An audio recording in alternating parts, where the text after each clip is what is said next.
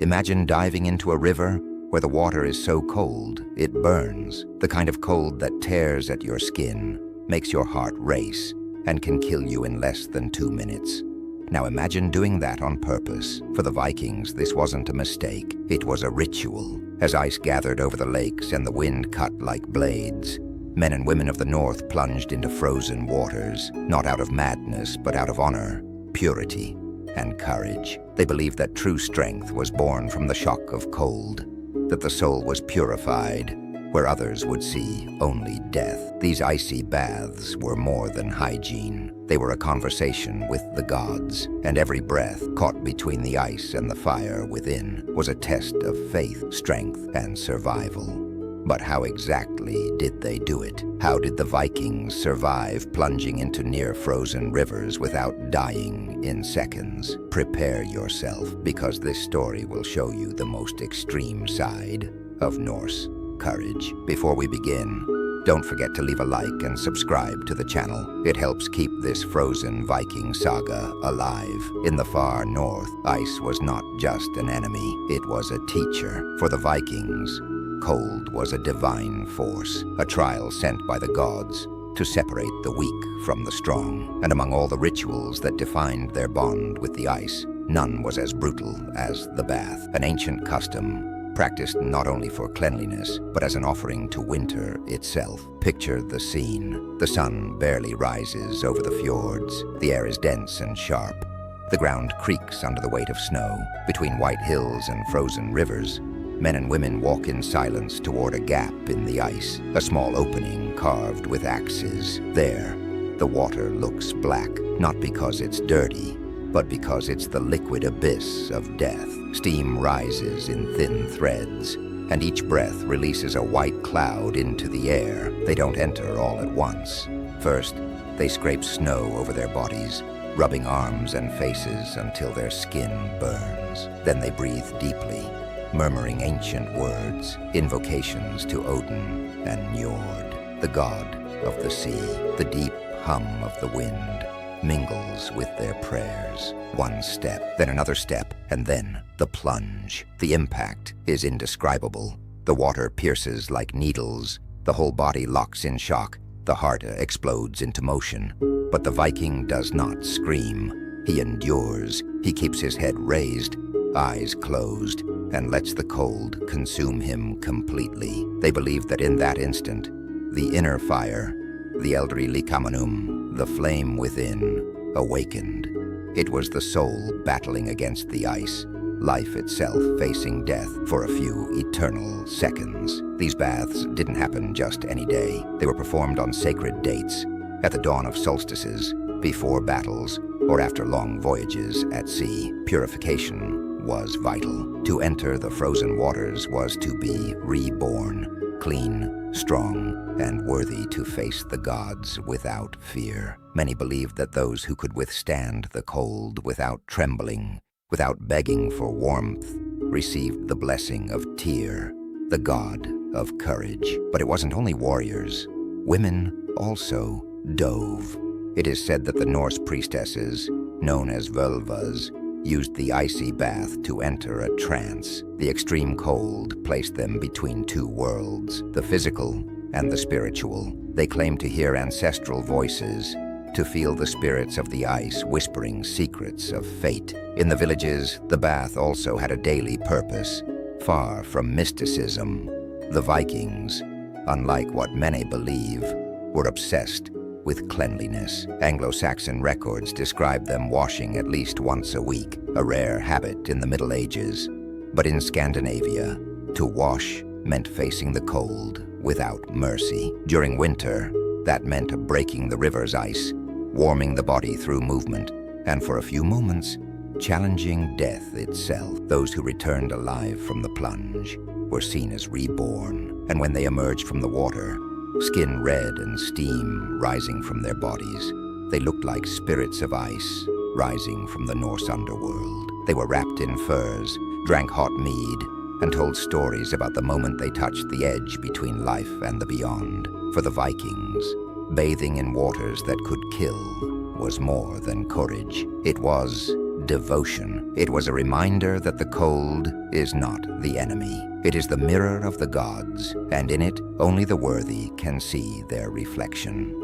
The human body was never meant to withstand water at 0 degrees Fahrenheit, but the Vikings, they defied that law. To them, the cold wasn't a barrier, it was a sacred frontier, and crossing it meant mastering one's own body, shaping the will like iron beneath Thor's hammer. Before each plunge, there was preparation. The warriors spent minutes warming their blood. They ran through the snow, pounded their chests with their fists, and shouted guttural chants that echoed through the frozen valleys. It wasn't just to get warm, it was to awaken the spirit. Extreme cold could kill within minutes, but a body awakened and inflamed by the fury of the gods could endure. The most experienced said the key was in the breath. Inhale slowly, hold the air, let the chest expand as if swallowing the ice itself, then release it with a roar as if spitting out fear. This breathing ritual, reminiscent of shamanic warrior techniques,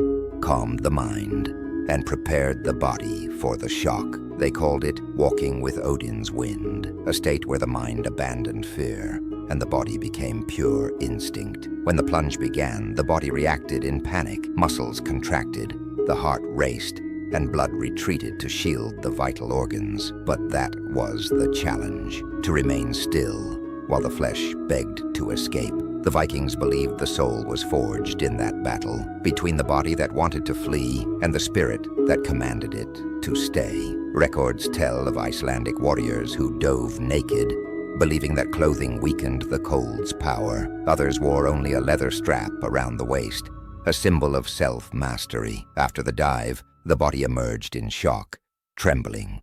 But the eyes burned. They said you could see the glow of the ice, a bluish spark reflected in their pupils, a sign that the body had survived and the spirit had been accepted. The physical toll was brutal, yet mastered with wisdom. Right after emerging from the water, the Viking would be wrapped in wolf or bear pelts, and a companion would hand him a cup of mjöd, thick steaming mead made from honey and herbs. The drink reignited the inner fire. Blood flowed again, and the body, moments from death, became vibrant, almost euphoric. It was like being reborn in living flesh. Villages turned this moment into a spectacle. Families gathered along the riverbank, torchlight dancing on the ice. When the warriors emerged from the water, children beat improvised drums, and the women sang ancient chants. There was no fear, only awe. It was like watching a man return from beyond the veil. These baths also had medicinal value. Norse healers believed that the shock of cold expelled sickness and strengthened the lungs. Some accounts tell of elders diving during the winter solstice, convinced that the frozen waters cleansed the mind and extended life. Even slaves, when granted freedom, were invited to dive, a symbol of purification and new beginnings. But not everyone returned. The extreme cold demanded its price. Sometimes a body simply could not endure. Those who died were seen as chosen by the gods of ice, carried to the hall of Ran, the goddess of the frozen sea. Their names were remembered not with sorrow, but with reverence. They had touched the edge and offered their final breath to Norse eternity. For those who survived, the bath left invisible marks.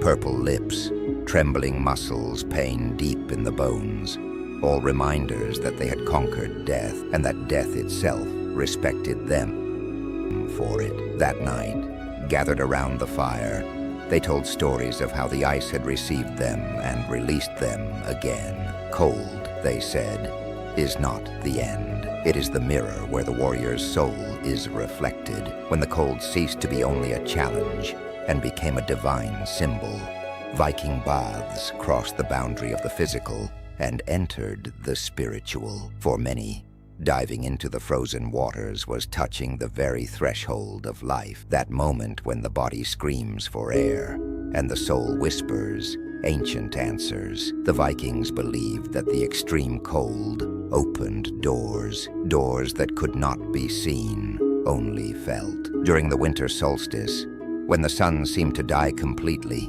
and the world was swallowed by darkness. The völvas, priests and priestesses of the north, performed what they called baths of transition. These rituals took place before sunrise, when the ice still sang over the lakes and the wind seemed to speak. They gathered in silence, cloaked in dark robes, each carrying a small symbol, a hammer of Thor, a rune carved in bone, or a stone taken from the bottom of a fjord. These objects were submerged first, as offerings before the body followed. The ritual began with breathing chants, deep rhythmic sounds that rolled like distant thunder. The sound deceived fear, keeping the mind awake as the cold attacked the nerves. When the body entered the water, the outside world disappeared. The cold took over everything. The heart slowed, the air grew heavy, and the mind, caught between pain and calm, slipped into a trance. They believed that in that moment, the soul could see the 9 worlds of Yggdrasil, the great tree of life. The body froze, but the spirit traveled. The elders said the ice had a voice,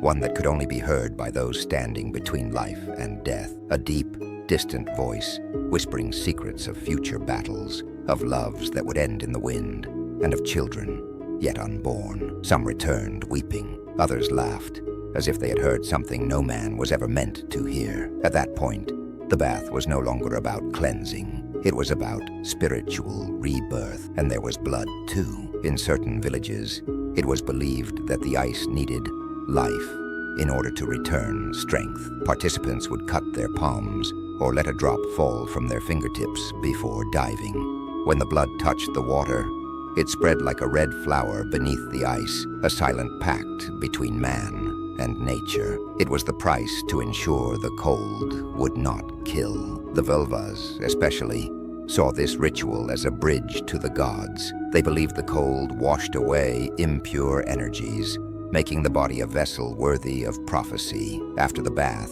they dressed in dry tunics of wool, dyed with herbs and ash, and sat in circles to interpret their visions. Some described seeing figures walking beneath the ice, ancient shadows, fallen warriors, perhaps the spirits of ancestors guarding the rivers of the north. These visions were treated as divine messages, used to decide marriages, voyages, and even wars. For warriors, the ritual bath was different. They dove before battle, believing that the ice purified fear and hardened the heart.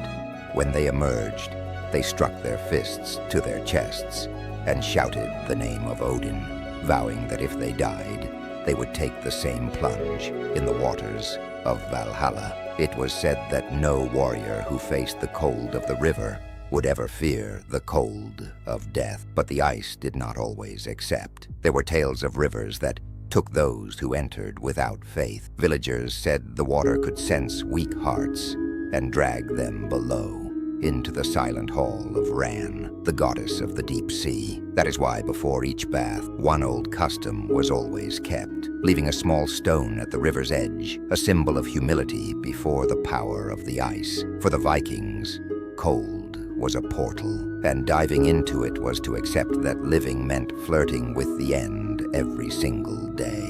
The body was reborn stronger, and the mind quieter. They emerged from the water trembling, yet their gaze was calm. The gaze of those who had faced the gods and returned to tell the tale. The northern sun barely rose. Only a pale glow spread across the ice, like a distant memory of warmth. The village still slept, wrapped in mist, and only the sound of water breaking the ice announced that something sacred was taking place. A lone warrior approached the crack in the river. The air burned. The ground groaned beneath his steps, and even the silence seemed to watch. He knew that water could kill him, but he also knew that was where the gods awaited him. Kneeling before the water, he didn't see his reflection. He saw depth. He took a deep breath, closed his eyes, and dove. For an instant, the entire world vanished. Nothing remained but the distant thud of his heart, slow, heavy, relentless.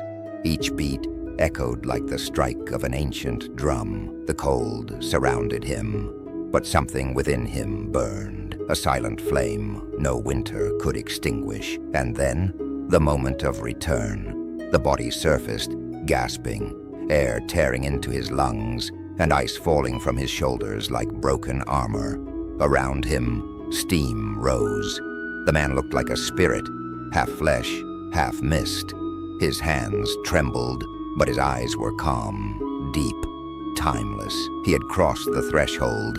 The ice had tested him and accepted him. The Vikings saw in that act the essence of everything they were. To them, cold was not punishment. It was a reminder that life is meant to be conquered, not received. In a world where the wind cut like a blade and death waited around every corner, the ice bath was more than courage. It was reverence. It was looking winter in the eye and saying, "I am made of you as well." The villages celebrated those who returned. They gathered around the fire, drinking mead and telling what they had seen beneath the water. Some said they had felt Odin's presence. Others swore they heard the songs of Valhalla echoing under the ice. But all shared the same silence, the silence of those who know the edge and choose to cross it. And so, generation after generation, the custom endured. Even centuries later, the people of the North still plunge into cold waters, unknowingly following the path of their ancestors. Today, we call it ice bathing, therapy, resilience training. For them, it was faith, and perhaps deep down, it still is a pact with cold, with fear, with life itself. Because when freezing water touches your skin and your heart fights to keep beating, something awakens, something primal, wild, pure. It's the same fire that kept the Vikings alive when the world froze over, the same fire that still burns within us. So next time the cold wind hits your face, remember this: for a Viking, the cold was never the enemy. It was the master. And in the waters that could kill, they found proof that they were immortal, not in body, but in spirit. If this story made you shiver and burn at the same time, leave a like, subscribe to the channel, and tell me in the comments what you thought of this Viking ritual. I want to know, would you have the courage to dive into waters that could kill you? Comment below. I'll be reading and replying to every one of them.